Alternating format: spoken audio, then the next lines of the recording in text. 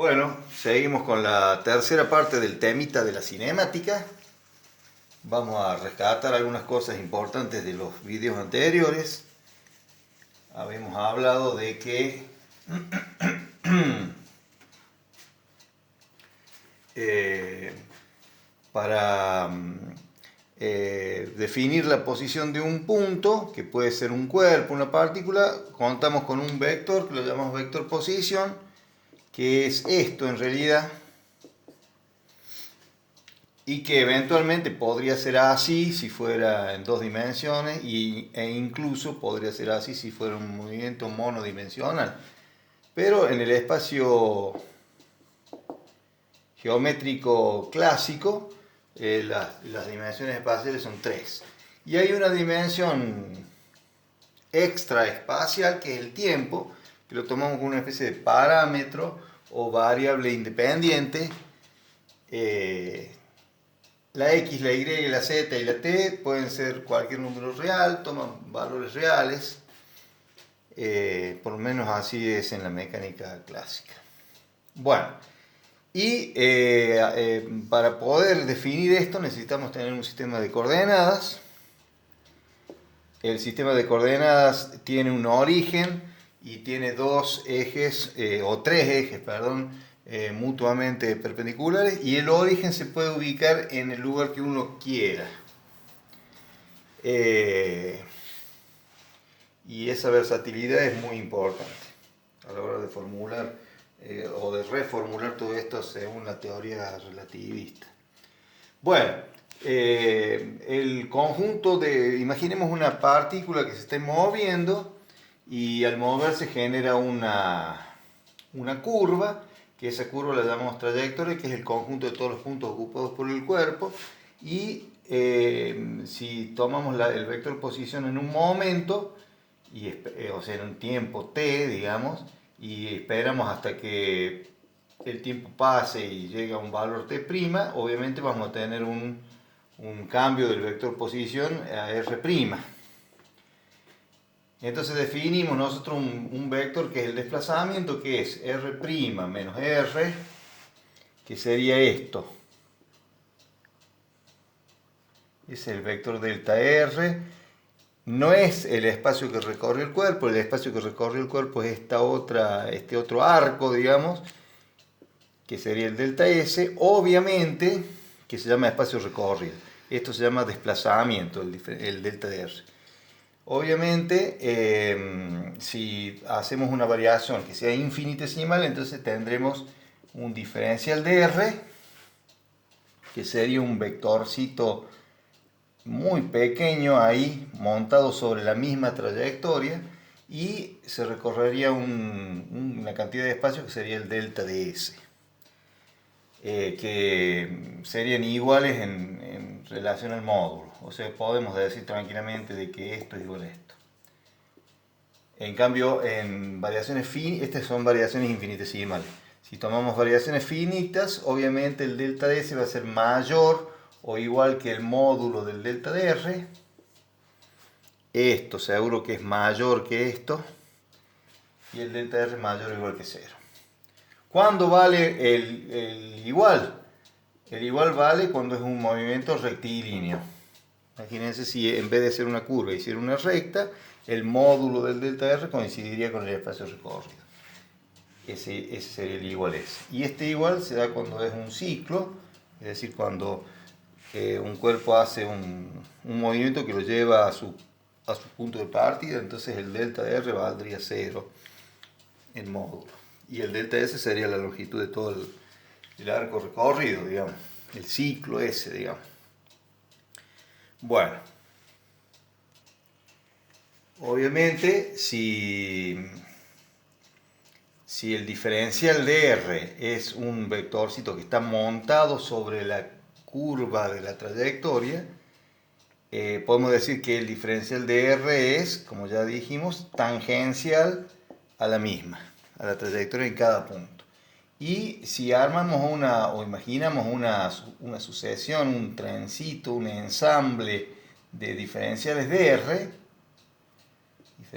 R, todos esos, y los sumáramos, dada la propiedad de la poligonal que la vimos en el video anterior, esto tiene que darnos el delta de R. Sumando todos esos vectorcitos tiene que dar esto directamente.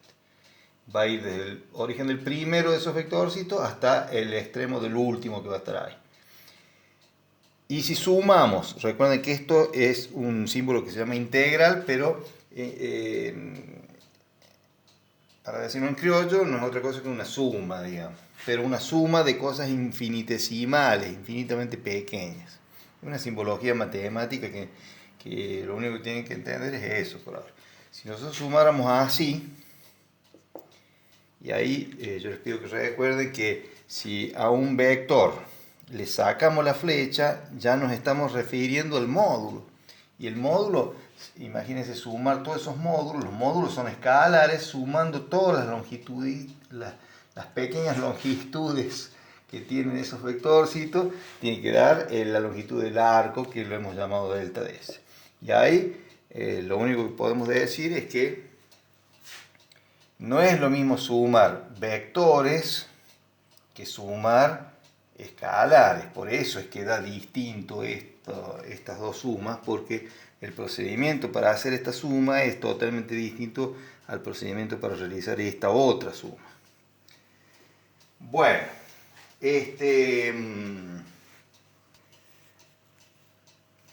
teniendo ahora todo este cúmulo de información, este conjunto de herramientas, podemos ya definir un nuevo vector que es el vector velocidad. Que el vector velocidad, bueno, es un vector. Primero es un vector. ¿Por qué es un vector? Bueno, porque ya vamos a ver que tiene la estructura de un conjunto ordenado de números. Por eso es vector. Pero normalmente decimos que como los vectores están asociados a la propiedad de la direccionalidad, todo lo que tenga direccionalidad también podemos asegurar de que tiene naturaleza vectorial. Por eso también decimos que el vector velocidad, y que la velocidad, perdón, es vectorial, es una magnitud vectorial. No es lo mismo que yo me mueva para allá a que me mueva para acá, sobre todo si estoy al borde de un abismo, ahí en un precipicio. Bueno, ¿cómo lo definimos al vector velocidad? El vector velocidad lo vamos a definir de esta forma. Esa es la definición de vector velocidad. Es algo parecido a esto.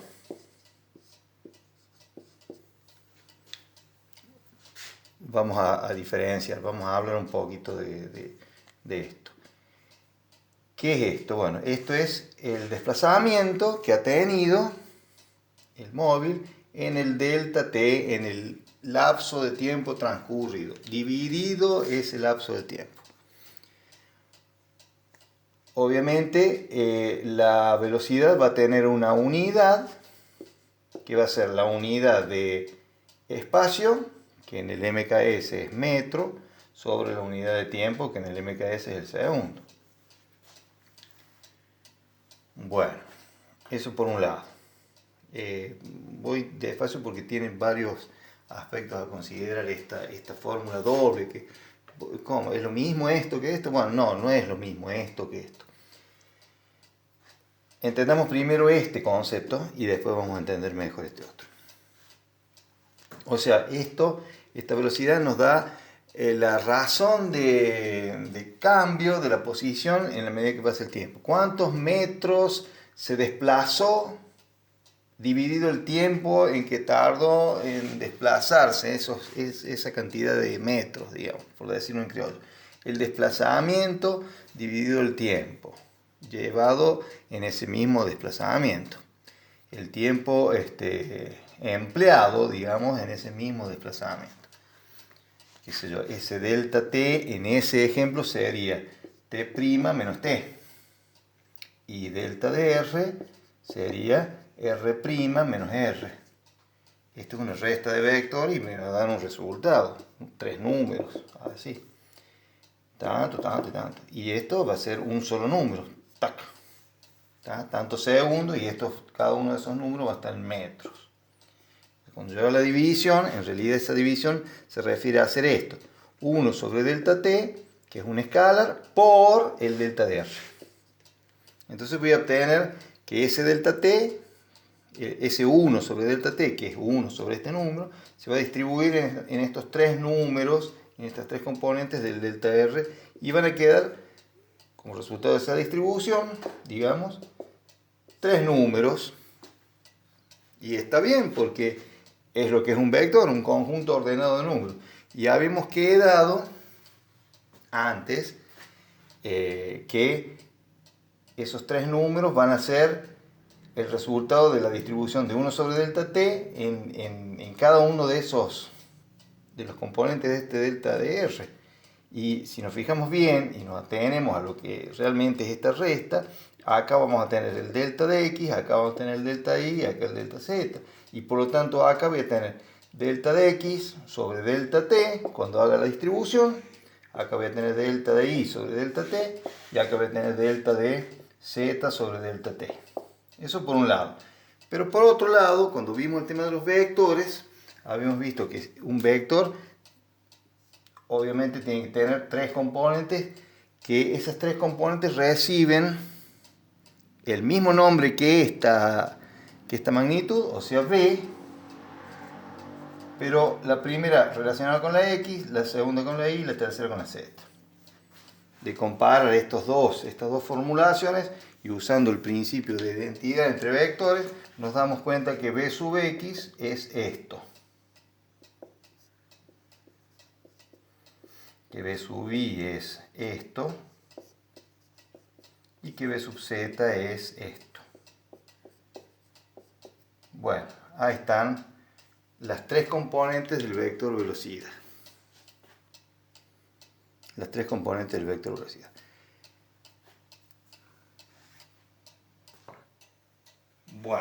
Bueno, ¿qué es todo esto que hemos dicho? Bueno, esto que hemos dicho es la velocidad, pero no es cualquier velocidad, sino que es la velocidad media, vamos a decirlo de esta forma, o promedio,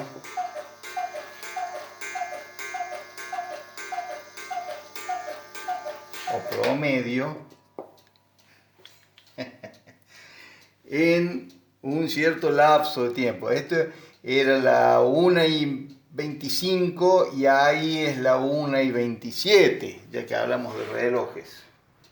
¿Ven? Pasaron 2 minutos, un lapso de tiempo. Y esto que obtenemos acá es la velocidad promedio de ese lapso de tiempo, de ese intervalo. Esto es un intervalo lo que pasa, un intervalo finito. Por eso decimos que esto es una velocidad media. Y estas también son velocidades, las tres medias. ¿Qué es esto? Bueno, vuelvo sobre esto de la velocidad media. Yo voy en un auto. Voy hasta Jesús María, que queda 50 kilómetros, y tardo 1 hora, pongámosle. Voy despacio, digamos. Entonces voy a una velocidad media de 50 kilómetros por hora. ¿Sí? Pero cuando voy en la ruta, yo no voy siempre a 50 kilómetros por hora. No tengo el velocímetro justo siempre clavado ahí en 50. No está clavado ahí en 50. ¿Qué va pasando cuando voy en una ruta? Y bueno, que por ahí voy más despacio porque hay un cascajo ahí adelante, o tengo que pasar un camión con acoplado y entonces tengo que subir a 150 km por hora. Y después por ahí tengo ganas de comer, veo un bar y tengo ganas de comer y me freno. Estos 50 km por hora es un promedio de la velocidad, por eso decimos que es una velocidad media esto. Pero, ¿qué es lo que está marcando el velocímetro en cada instante de tiempo? Está marcando esto. Esta es la velocidad instantánea. ¿Sí? ¿Y cómo sé que es instantáneo? Bueno, porque esto es lo que llamamos un instante. ¿Qué es eso del instante? Es una variación de tiempo tan pequeña como uno quiera. No es este lapso de tiempo, sino que es ese lapsito de tiempo infinitamente pequeño que pasó ahí en ese instante, y después otro instante, y otro, y otro, y esa acumulación de instantes, miren, esa acumulación de instantes es el lapso de tiempo finito. ¿Lo veis? Entonces esto es lo que llamamos la velocidad instantánea. Y esta es la verdadera velocidad. ¿Qué pasó acá? Esto era 0,00000050 y esto otro fue 0,000000001. Y cuando hago la división de esto, que es muy chiquitito, sobre esto, que es 1, me da 50, por ejemplo, en ese instante, pero después cuando pase el camión con acoplado, esto valió 150 porque me moví un poquito más rápido, entonces dio 150 km por hora, y después me frené, entonces esto valió 0, y entonces dio 0 el resultado, y después se me puso un cascajo ahí adelante del auto mío, del cascajo mío, y ¿qué pasó? Tuve que bajar a 20 km por hora, entonces cuando hago la división de esos dos números que son infinitamente pequeños cada uno, me dio 20. ¿Ah? Y bueno, ya así. Esta es la velocidad que está marcando ¿cómo se llama? El velocímetro. ¿Sí? ¿Y es constante esa velocidad? No, no necesariamente es constante. Puede variar esa velocidad instantánea. Cuando yo pongo así velocidad sola y no digo si es media o instantánea, es la instantánea. Esta es la velocidad instantánea. ¿Sí? Y esa velocidad instantánea cambia con el tiempo. Es una función del tiempo. Y por ser una función del tiempo, podemos hablar del cambio de esa velocidad instantánea, ¿sí?, con respecto al tiempo, y a ese cambio de la velocidad instantánea lo llamamos aceleración. Aceleración, esa es una definición muy importante. ¿Y qué diferencia hay entre esto y esto? Y bueno, que esto se mide en metros sobre segundo. En cambio esto va a ser metros sobre segundo acá y otro segundo más abajo. Y si yo hago la cuenta de eso, me va a quedar en metro sobre segundo al cuadrado. Esa va a ser la unidad de aceleración. ¿Y la aceleración es un vector? Sí, también va a ser un vector. Y así como esta velocidad media tenía este formato, la velocidad media tenía este formato, con delta de x sobre delta t, delta... Bueno, esto también tiene un formato así. El mismo formato, pero con diferenciales que son variaciones infinitamente pequeñas. Y esto va a ser también así. Bueno, y el vector aceleración,